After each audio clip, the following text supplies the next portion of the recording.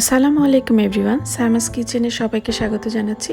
আশা করি আপনারা সবাই ভালো আছেন। আজকের রেসিপিতে আপনাদের জন্য থাকছে কবুতরের মাংস ভুনা রেসিপি।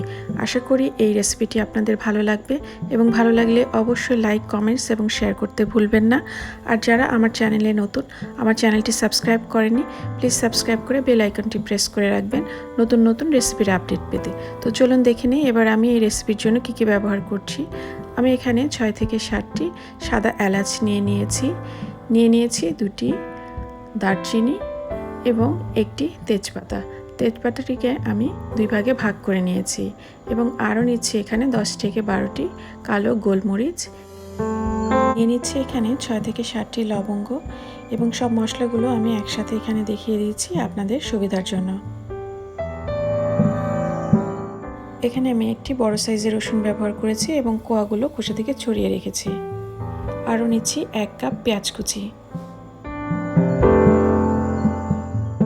এখানে আমি নিয়ে নিয়েছি 1 টেবিল চামচ আদা বাটা,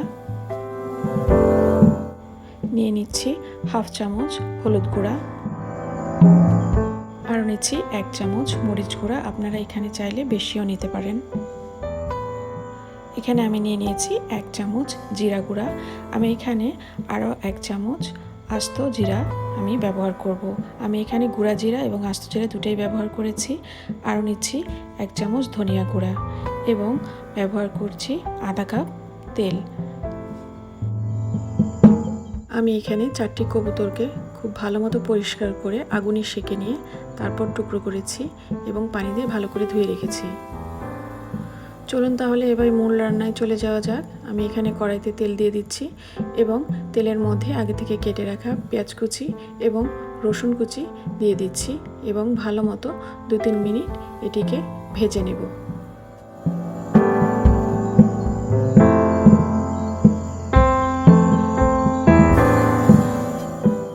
এবার আস্ত গরম মশলাগুলোকে পেঁয়াজের মধ্যে দিয়ে দিব এবং 2-3 মিনিট ভেজে নেব।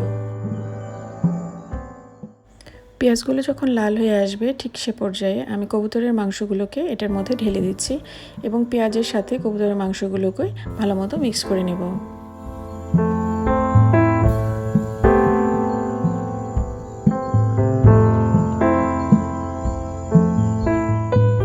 এবার আদা বাটা এবং রসুন বাটা এর মধ্যে দিয়ে দিব।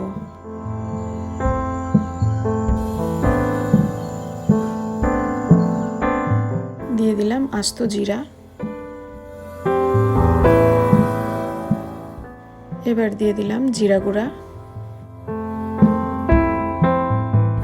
দিয়ে দিচ্ছি ধনিয়ার গুঁড়া এবং সাথে আরও দিচ্ছি হলুদের গুঁড়া,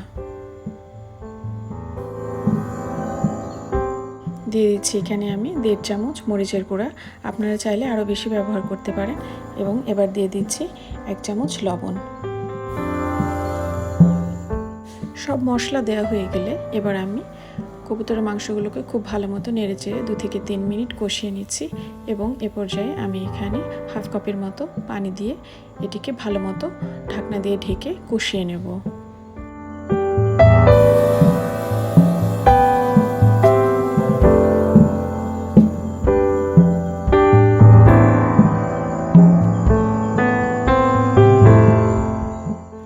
থেকে 3 মিনিট পর এবার আমি ঢাকনা উঠিয়ে আগে থেকে কেটে রাখা একটি আলু এখানে ব্যবহার করছি।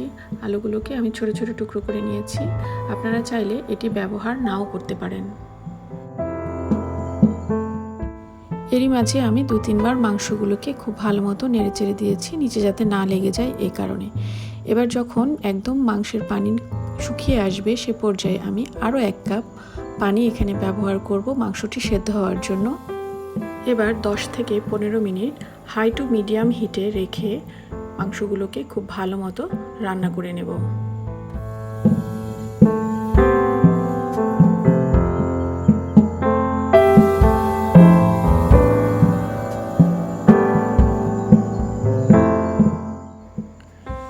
মিনিট পরে দেখতেই পাচ্ছেন মাংসের ঝোলগুলো একদম শুকিয়ে এসেছে। ঠিক এ পর্যায়ে আমি 1 চামচ রোস্টেড গরম মশলার গুঁড়া ব্যবহার করছি এবং নেড়ে চেড়ে 1 থেকে 2 মিনিট লো হিটে এটিকে ঢাকনা দিয়ে ঢেকে রান্না করব। ব্যাস তৈরি হয়ে গেল মজাদার কবুতরের মাংস ভুনা। আশা করি আমার এই রেসিপিটি আপনাদের ভালো লেগেছে। যদি ভালো লেগে থাকে তাহলে আমার চ্যানেলটি লাইক, কমেন্টস এবং শেয়ার করতে ভুলবেন না। আর যারা আমার চ্যানেলটি এখনও সাবস্ক্রাইব করেননি, প্লিজ সাবস্ক্রাইব করে বেল আইকনটি প্রেস করে রাখবেন পরবর্তী রেসিপির আপডেট পেতে। থ্যাংক ইউ আমার সাথে থাকার জন্য এবং সবাই ভালো থাকবেন। আল্লাহ হাফেজ।